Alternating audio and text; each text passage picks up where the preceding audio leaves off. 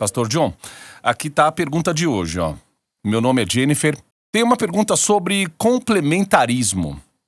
É algo contra o qual tenho lutado há muito tempo e é algo que preciso resolver antes mesmo de considerar um relacionamento ou casamento no futuro. Eu sei que a Bíblia afirma claramente que homens e mulheres são iguais na sua posição diante de Deus no que diz respeito à salvação. Mas em outras áreas da vida ainda luto com sentimentos de inferioridade, por causa de certas comparações usadas na Bíblia. Por exemplo, em relação à submissão, a Bíblia diz que o servo não é maior que o seu senhor, e as esposas são chamadas a submeter-se aos seus maridos como a igreja se submete a Cristo. Contudo, os servos não são iguais aos seus senhores, e a igreja não é igual em valor a Cristo. Em quase todas as áreas da vida, aqueles que ocupam posições de autoridade são considerados mais valiosos do que aqueles que estão sob essa autoridade. Tal como o presidente é mais valorizado do que os policiais, por exemplo, e nas empresas, os gestores são mais valorizados do que os outros funcionários, e ao longo da história, as mulheres sempre foram tratadas como menos valiosas do que os homens. À luz dessas coisas, tenho muita dificuldade em entender isso como uma orientação sobre o valor das mulheres. Estou entendendo errado a Bíblia?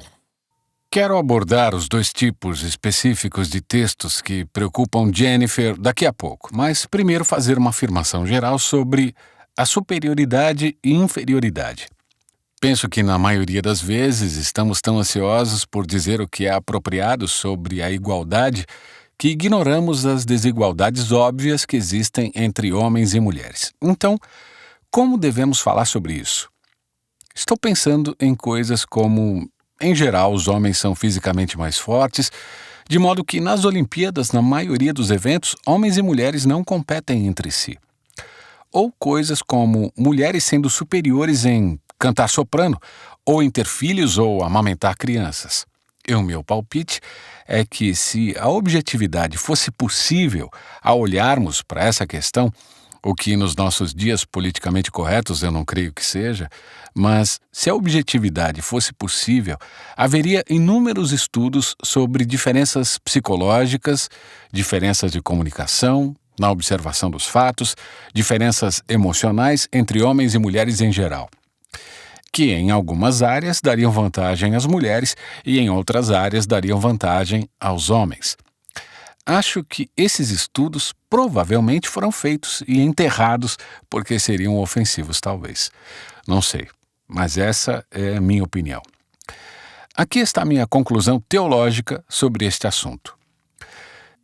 Se Deus fizesse uma lista de superioridades e inferioridades femininas e uma lista de superioridades e inferioridades masculinas, e se Deus atribuísse a cada uma delas um valor relativo em todo o seu esquema de coisas, a soma dos prós e dos contras na parte inferior de cada coluna seria igual. Agora, não posso provar isso e não acho que alguém possa refutar isso. Eu deduzo isso de, primeiro, homem e mulher foram criados à imagem de Deus, conforme Gênesis 1:27. 2. Ambos são co-herdeiros da graça da vida, conforme 1 Pedro 3:7. 3. A ambos é dado um papel indispensável na realização dos propósitos últimos de Deus. E número 4, Paulo parece estar pensando desta forma em 1 Coríntios 11 e 12, quando diz, vou ler para você, no Senhor, todavia, nem a mulher é independente do homem, nem o homem independente da mulher. Porque como provém a mulher do homem, assim também o homem é nascido da mulher e tudo vem de Deus. Assim, ele parece estar empenhado em afirmar as diferenças e afirmar que, com cada diferença, existe uma espécie de contraponto que é indispensável ao equilíbrio entre homem e mulher. Agora espero que um dos efeitos que todos esses pensamentos tenham sobre Jennifer e outras pessoas que lutam com a mesma coisa que ela está sentindo é que ela não teria que ser artificial em seu pensamento sobre as diferenças entre homens e mulheres para acreditar em igualdade profunda, definitiva, geral, projetada por Deus. Não é algo simples como insistir que as mulheres são tão boas em tudo quanto os homens ou que os homens são tão bons em tudo quanto as mulheres. Eles não são. Nem o homem é, nem a mulher é. Deus chama os homens para uma liderança humilde e as mulheres para uma afirmação alegre dessa liderança. Jennifer menciona 2 trechos da Bíblia que realmente a incomodaram. E acho que a entendi. Então, deixe-me tentar ajudar. 2 vezes, Jesus disse: o servo não é maior que seu senhor. João 13:16, João 15:20. E como os servos devem ser submissos aos senhores e as esposas aos maridos, isso faz com que Jennifer se sinta inferior ou menos importante. Um servo não é maior que um mestre, mas observe 2 coisas.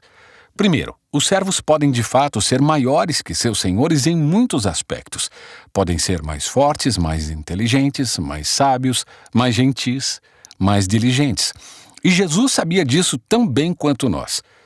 Número 2. A outra coisa é notar que no contexto o que Jesus quer dizer em ambas as passagens não é comentar a ausência da igualdade do servo, mas a ausência da superioridade do servo. No primeiro caso em que fez isso, ele enfatiza isso para ressaltar que o servo deveria fazer o mesmo tipo de serviço humilde que Jesus fez. E no segundo caso, ele queria frisar que o servo deveria esperar a mesma perseguição que Jesus sofreu. Portanto, a questão é destacar a igualdade do serviço a ser prestado e a igualdade da perseguição a ser experimentada. Não que os servos sejam, em todos os sentidos, inferiores aos senhores. O segundo texto que preocupa Jennifer é a comparação entre o casamento e o relacionamento entre Cristo e a igreja. As esposas devem submeter-se aos maridos como a igreja o faz a Cristo, Efésios 5:22. Mas ela observa corretamente que a igreja não tem o mesmo valor de Cristo. Agora, o que eu pediria a Jennifer que considerasse aqui é se o ponto de comparação entre Cristo e a igreja por um lado e o marido e a mulher por outro, se o ponto de comparação é o grau de inferioridade ou superioridade. É esse o ponto? Claramente Cristo não tem pecado e a igreja é pecadora. É esse o ponto de comparação? Maridos sem pecado, esposas pecadoras? Claramente Cristo é infinito e eterno e o marido é finito. A igreja é finita e temporal. É esse o ponto de comparação?